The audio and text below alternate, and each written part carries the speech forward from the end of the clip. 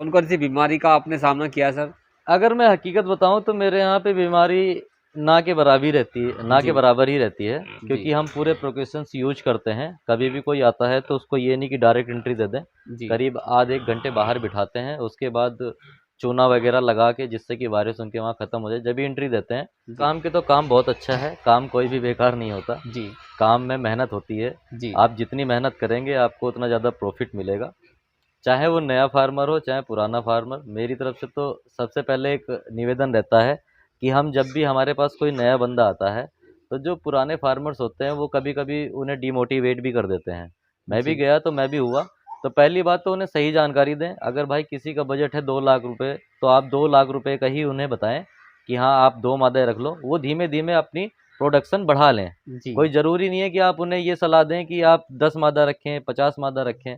इस तरीके से तो फार्मर पहले ही काम करने से पहले टूट जाता है। जी और हम तो चाहते हैं कि जितने से ज़्यादा फार्मर इस काम को करें, क्योंकि ये एक चैन नहीं, एक परिवार है। जी। एक दूसरे के बिना मिलके काम नहीं चलता है। तो सर जी, किसान फार्मिंग लीडर में आपका बहुत बहुत स्वागत है। तो किसान भाइयों को सर जी एक अपना छोटा सा परिचय दीजिए। नमस्कार किसान भाइयों, मेरा नाम Saurabh Kumar, elevation agro pig farm Qutubpur Barla से। जी और आपका भी स्वागत है कि आप हमारे यहाँ विजिट करने आए आज। धन्यवाद सर। तो सर, जब आपने अपना पिग फार्म स्टार्ट किया था तो सर कितने जानवरों से स्टार्ट किया था सर? सर जब मैंने स्टार्टिंग की थी तो मेरे पास उस समय 10 मादाएं थी प्रेग्नेंट। जी और प्रेग्नेंट नहीं, गिल्ट थी, प्रेग्नेंट मैंने यहीं ला के करी थी। जी और मैं 35 बच्चे लेके आया था। जी आज के टाइम पे मेरे पास 24 मादाएं हैं, जिसमें से 6 प्रेग्नेंट हैं, बाकी की गिल्ट हैं। और 3 बोर है आज अपने पास, अलग अलग नस्ल के। कौन कौन सी नस्ल के है सर, एक बार बताइए हमारे किसान भाइयों को। एक हेम्पशायर है अपने पास, बेस्ट ब्रीड, जी ड्यूरोक और लार्ज वाइट है। राज भाई का। और 12 मादाएं हम इसमें अब तक की सेल कर चुके हैं जी। मार्केट ऑफ वैल्यू में, करीब इन 3 से 4 मंथ के अंदर। तो सर, जब आपने अपना फार्म बनाया था तो टोटल आपका स्ट्रक्चर में सर कितने रुपये का खर्चा आया था? टोटल स्ट्रक्चर की बात करें, अगर स्ट्रक्चर की बात करें, 9.5 से 10 लाख रुपए का हमारा यहाँ पे इन्वेस्ट हुआ था। तो इसमें क्या क्या आपका कवर हुआ था सर? इसमें फार्म के साथ साथ आपने क्या क्या बनाया था सर? इसमें टोटल हमारा फार्म में बाड़ा बना है, ऑफिस बना है, लेबर रूम बना है, और फीड रूम बना है, लैट्रिन बाथरूम है यहाँ के लिए सेपरेट, लेबर का अलग है, ऑफिस का अलग है, किचन है, ये सारी चीज़ें बनी थी। तो एक बार सर अपने फार्म की विजिट करवाइए हम किसान भाइयों को। तालाब में किसान भाइयों चूना रखे अवश्य। तो सबसे पहले मैं किसान सर, आप अपने फार्म की लंबाई और चौड़ाई बताइए हमारे किसान भाइयों को। 35 फुट इसकी गहराई है और जी 30 फुट इसकी चौड़ाई है। चौड़ाई है। तो जैसे मैं देख पा रहा हूँ सर, आपने काफ़ी जेन्युइन ये सेटअप बनाया सर। तो सर कैसे आइडिया आया कि भाई मुझे ऐसा सेटअप बनाना है? आपने जब आपने यहाँ से पिग फार्म स्टार्ट किया था बिल्कुल तो बिल्कुल। पहले आप कैसे आइडिया आया भाई मुझे पिग फार्म खोलना है? तो कैसे डिसाइड किया सर आपने? इससे पहले आपने पिग फार्म खोलने से कैसे विजिट की कई फार्मों पे या ट्रेनिंग की? इसके बारे में सर एक बार बताइए सर हमारे किसान भाइयों को। नहीं सर, आइडिया तो ऐसा है, अचानक बैठे बैठे आ गया। एक दिन ऐसे ही निकल रहा था तो एक ने कहा कि पिग फार्म का काम बहुत अच्छा है। तो 2-3 जगह विजिट करी, कहीं समझ में आया कहीं नहीं आया। फिर लगे रहे, 2-4 जगह और जाते रहे। फिर हमने करीब 15-20 फार्म विजिट करने के बाद में हमने सोचा कि हाँ हमें काम करना चाहिए। रही बात स्ट्रक्चर में, अगर ये बांस के मटेरियल को देखते हुए कि हमने बांस का क्यों लगाया, तो हमने हमारा मेन उद्देश्य ये था कि हमें कम पैसे में तैयार करना है अच्छे से अच्छा। जी। तो बाकी इसका आइडिया कहीं से हमें मिला नहीं था, हमने खुद ही अपने आप देखा। तो सर, जैसे आपने यहाँ पिग फार्म करने से पहले ट्रेनिंग की थी सर कैसे? नहीं सर, मैंने ट्रेनिंग नहीं की, ट्रेनिंग मैंने बाद में करी है। जी फिलहाल अब तो एक्सपीरियंस हो गया है काम करते करते, क्योंकि डेली नई समस्याएं कुछ ना कुछ आती रहती है। जी कभी कुछ हो गया, कभी कुछ हो गया, तो आदमी अपने आप ट्रेंड होता चला जाता है। जी ट्रेंड होगा जब आप खुद अपने आप देख रेख करेंगे। जी।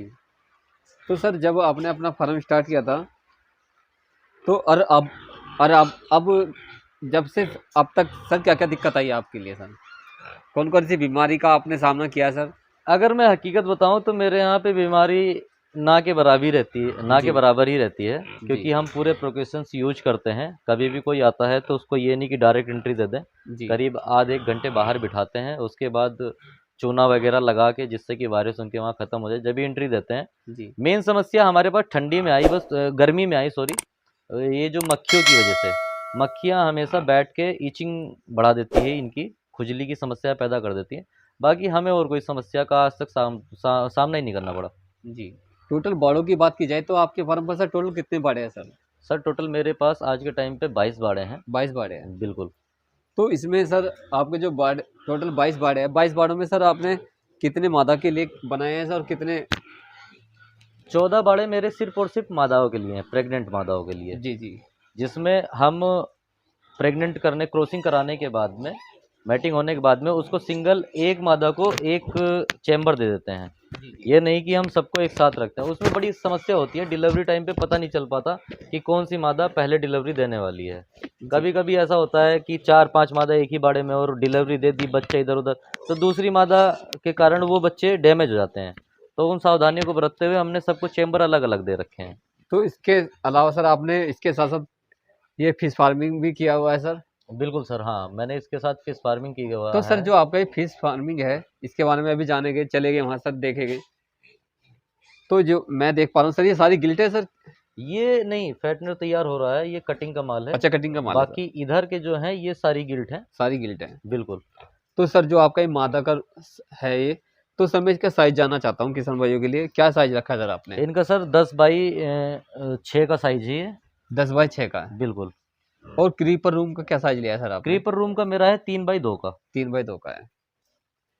तो ये सर आपकी गिल्ट है सर, ये सारी? ये सारी गिल्ट हैं, ये जी तैयार हो रही हैं धीमे धीमे। जी जी, ये सारी गिल्ट है सर। बिल्कुल सर।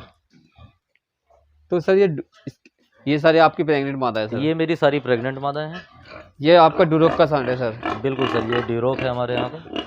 सर डूरोक का सांड की बात की जाए, जैसे कितने वेट का जानवर है, कितने दिन का है सर ये? सर ये 9 मंथ का जानवर है और आज के टाइम इसका वेट 115 किलो करीब में जा रहा है। अच्छा, 115 किलो के करीब में जा रहा है। बिल्कुल। आपने अपने फार्म को सर इतना अच्छा मैनेज भी किया है, काफ़ी पंखे वगैरह भी लगाए हुए हैं। धन्यवाद सर। तो आपका फार्म बहुत, मैं देख पा रहा हूँ, काफ़ी अच्छा है, काफ़ी बड़ा सेटअप है, देखिए सर का काफ़ी। तो सर आपके जो फार्म की टोटल कैपेसिटी कितनी है सर? कैपेसिटी हमारे यहाँ पे आराम से 200 से 250 जानवर आराम से यहाँ पे मैनेज हो जाएंगे। 200-250 आने वाले टाइम पे हम बगल में यहाँ पे एक साइड और बनाने वाले हैं। जी जी और हो सकता है अगस्त सितंबर से उसमें हमारा वर्क स्टार्ट हो जाए। जी। तो कुल मिला के सर ये कैसा बिजनेस है, हमारे किसान भाइयों को बताइए। यदि कोई किसान भाई नया है, वो पिग फार्म करना चाहता है, तो किन किन चीज़ों का सर ध्यान रखे, एक बार हमारे किसान भाइयों को सही तरीके से बताइए सर। अगर बात करें काम की, तो काम बहुत अच्छा है, काम कोई भी बेकार नहीं होता। जी काम में मेहनत होती है। जी आप जितनी मेहनत करेंगे आपको उतना ज़्यादा प्रॉफिट मिलेगा, चाहे वो नया फार्मर हो चाहे पुराना फार्मर। मेरी तरफ से तो सबसे पहले एक निवेदन रहता है कि हम जब भी हमारे पास कोई नया बंदा आता है, तो जो पुराने फार्मर्स होते हैं वो कभी कभी उन्हें डिमोटिवेट भी कर देते हैं। मैं भी जी गया तो मैं भी हुआ। तो पहली बात तो उन्हें सही जानकारी दें। अगर भाई किसी का बजट है 2 लाख रुपए, तो आप 2 लाख रुपए का ही उन्हें बताएं कि हाँ आप 2 मादे रख लो। वो धीमे धीमे अपनी प्रोडक्शन बढ़ा लें। जी कोई ज़रूरी नहीं है कि आप उन्हें ये सलाह दें कि आप 10 मादा रखें, 50 मादा रखें। इस तरीके से तो फार्मर पहले ही काम करने से पहले टूट जाता है। जी और हम तो चाहते हैं कि जितने से ज़्यादा फार्मर इस काम को करें, क्योंकि ये एक चैन नहीं, एक परिवार है। जी एक दूसरे के बिना मिलके काम नहीं चलता है। जी। तो सर आज करंट में मादा कटिंग की रेट की बात की जाए तो क्या प्राइस चल रहा है सर? सर कटिंग के रेट की अगर बात करें तो अभी कुछ दिन पहले हमारे ही एक जान पहचान के भाई साहब हैं, यहीं पे पास में ही 2 किलोमीटर दूर, उन्होंने 145 के रेट में करीब 60 जानवर सेल किए हैं अपने। जी।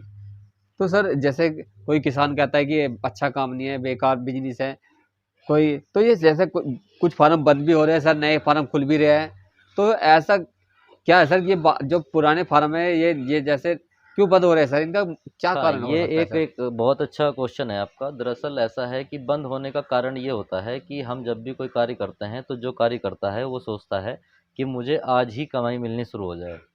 ये काम रियल में तो ऐसा है कि आपको 1 साल तक इसमें कुछ नहीं दिखाई देगा, ये दिखाई देगा कि मेरी जेब से लग रहे हैं। जी पर अगर आप तरीके से चलोगे तो 1 साल से पहले ही आपको अर्निंग शुरू हो जाएगी। हम अक्सर ये देखते हैं कि, और बंद होने का दूसरा कारण ये भी होता है कि हमारा बजट है 10 मादाओं का, हमने ला के रख लिया 15 मादाएँ। अब 15 मादाओं पे अगर आप कॉस्टिंग की बात करें तो एक बच्चा तैयार होने में 8 से 8,500 रुपये खर्चा बैठता है। अगर आप 5 मादाओं पे एक्स्ट्रा खर्च कर रहे हैं तो 8 पंजे 40, आपके 40,000 रुपये आपके फालतू के लग रहे हैं। फिर लेबर कॉस्ट बढ़ जाती है। अगर कोई फार्मर ऐसा है कि उसे छोटे पे काम करना है तो वो स्वयं काम देखे, अपने आप काम देखेगा तो एक तो उसका लेबर कॉस्ट बच जाएगी, उसको लेबर के 10-12 हज़ार रुपये इन्वेस्ट करने की कोई ज़रूरत नहीं है। वो खुद काम करेगा, खुद सफाई करेगा, वो सबसे बेस्ट तरीका है। फिर आप धीमे धीमे जब बढ़ जाएंगे तो आप उसमें लेबर रख लें, 2, हम तो कहते हैं कि एक लेबर से काम ना चले, 4 लेबर रखें, इतना बड़ा फार्म बने। सर जो आपका ये मेडिसिन है, ये सारा मेडिसिन का है सर आपका? बिल्कुल सर, ये हमारा सारा मेडिसिन का प्रोसेस होता है। इसमें हर चीज़ अवेलेबल मिलेगी, क्योंकि एडवांस में रखनी पड़ती है, कब क्या समस्या आ जाए। हर प्रकार की दवा है। बच्चे को दर्द है, दर्द की है, बुखार है, बुखार का है, टेम्परेचर डाउन है, और आयरन के इंजेक्शन हमेशा उपलब्ध रहते हैं जब भी मदर डिलीवरी देती है। तो इसके बारे में बताइए सर, ये काय का इंजेक्शन है सर? एक बार किसान भाई को दिखा भी पा रहा हूँ, आप दिखाओ सर। तो ये है फेरिटॉस इंजेक्शन जी। ये आयरन का इंजेक्शन होता है। इसको मैक्सिमम यूज करते हैं जब न्यू बेबी बॉर्न होता है। जी जी जी 3 दिन पे लगाते हैं, फिर हम इसको 10वें दिन लगाते हैं, फिर इसको 14वें दिन लगाते हैं। जी 3 बार ये लगता है जी। और इसका इसके दांत काटने के लिए आपने का इसके लिए प्रयोग करते हैं सर? बच्चों के दांत काटने के लिए हमारे लिए सबसे बेस्ट होता है नेन कटर। जी सस्ता भी आता है और ज़्यादा कामगार भी रहता है। इससे ना बच्चे के दांत आराम से पकड़ में आते हैं। जी हमने कटर का भी प्रयोग किया है, पर कटर काफ़ी बड़ा होता है, जी जी उससे रिस्क होता है बच्चे की जीभ कटने में और बगल का तालू कटने में। जी इससे आराम से बच्चे का दांत लगाते हैं और वो कट कर देते हैं, जी। इससे कोई दिक्कत नहीं होती है।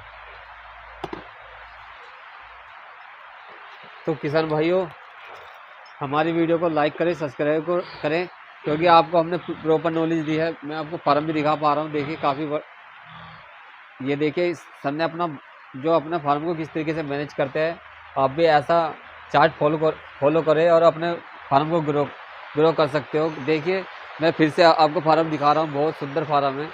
आप भी ऐसा बनाकर आप भी अपना फार्म स्टार्ट कर सकते हैं।